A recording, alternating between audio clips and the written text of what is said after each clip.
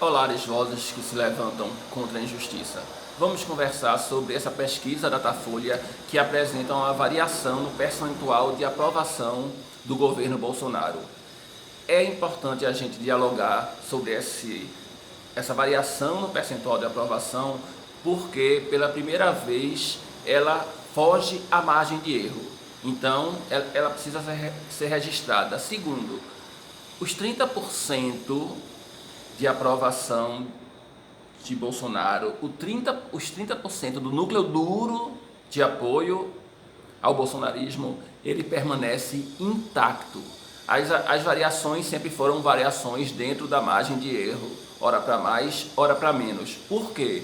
Porque esses 30%, essas pessoas não iriam abandonar o governo Bolsonaro em função, inclusive, dessa tragédia humanitária, quando nós já atingimos mais de 105 mil mortes. Observem, diariamente cerca de 1.200, 1.300 pessoas morrem em nosso país e nós já nos habituamos a isso. Estamos diante de um adormecimento, de uma insensibilidade com a dor alheia.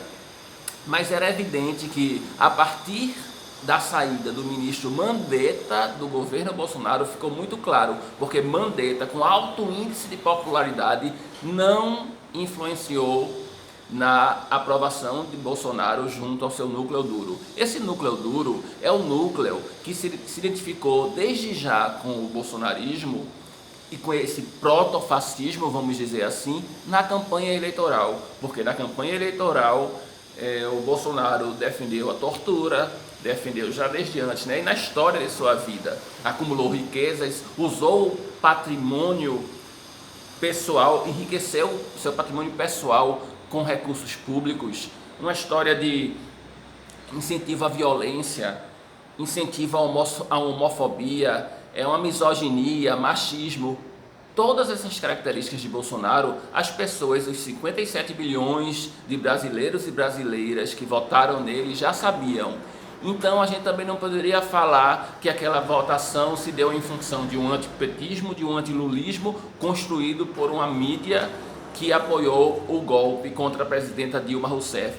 Isso tudo é consequência, mas na verdade as pessoas se viram representadas por essas ideias, por esse pensamento do Bolsonaro, porque parcela da classe média no Brasil estava insatisfeita com a presença de pobres consumindo, pobres viajando de avião, cotas raciais nas universidades, empregadas domésticas, antes tão queridinhas, tão fazendo parte da família, sendo exploradas como na escravidão, passaram a ter direitos.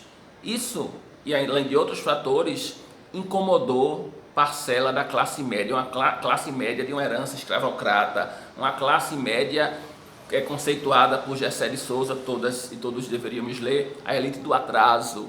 Aliás, toda obra de Gessé de Souza precisa ser lida ou revisada. E então, este núcleo, acontecesse o que acontecesse, essas mortes, mil mortes diárias, como eu disse, não influenciam este apoio de Bolsonaro. Mas a novidade é o crescimento nas faixas econômicas da classe D e E. Por quê? Porque resultado da aprovação do plano para conter a pandemia, o auxílio inicialmente de R$200 proposto pelo governo, mas que se transformou em R$600. Eu disse em outro vídeo, inclusive, que os R$200 nos lembra a nota de R$200. Não dá para não pensar em imóveis comprados por R$650 mil em espécie. Não é? São situações, no mínimo, suspeitas. Mas, enfim, este auxílio durante a pandemia atingiu uma parcela que Bolsonaro ainda não tinha acesso. E aí a gente recorre a um recorte geográfico e falar em Nordeste. Mas é preciso também que a gente compreenda que essa classe D e E, que sempre viveu às custas dos auxílios, do assistencialismo, ela é vulnerável e ela é volátil. Historicamente, este nicho pertenceu à direita. Com a ascensão do PT ao poder, o PT passou a ter o voto dessa parcela da população e agora é uma percentagem pequena, mas migra. Então, esse índice de aprovação de Bolsonaro ter crescido não é nada de excepcional. O que a gente verifica é que a direita liberal tradicional, a direita não fascista, e a gente precisa dizer hoje que esse governo é proto-fascista, já que não existe unanimidade na academia, unanimidade no pensamento geral, intelectual, de que estamos diante de um governo fascista. Então, todas nós concordamos que estamos diante de um proto-fascismo. A direita tradicional, não proto-fascista, não fascista, ela se preocupa exclusivamente com a agenda neoliberal.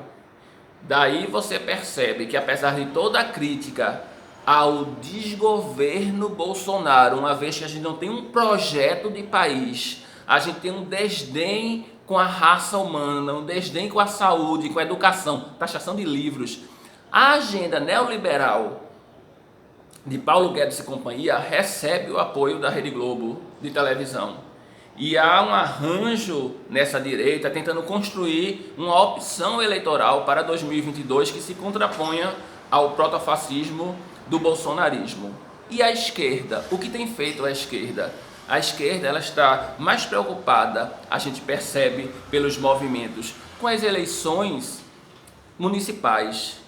E aí não se entende a esquerda, troca farpas e ocorrem movimentos, por exemplo, a gente vê partidos que se dizem inclusive de esquerda, né? Eu poderia citar o PSB e o PCdoB. O PCdoB é o Orlando Silva, porque o PCdoB sempre gosta de conchavar com a burguesia, né? O Orlando Silva lá em São Paulo, indo à imprensa de direita, à Folha de São Paulo, ao portal UOL, falar mal do PT.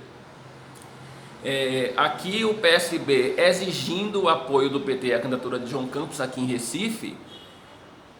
Como o PT vai lançar a candidatura de Marília Reis, o PSB rompe nacionalmente com o PT, ou seja, é uma briga por espaço político, por poder, né?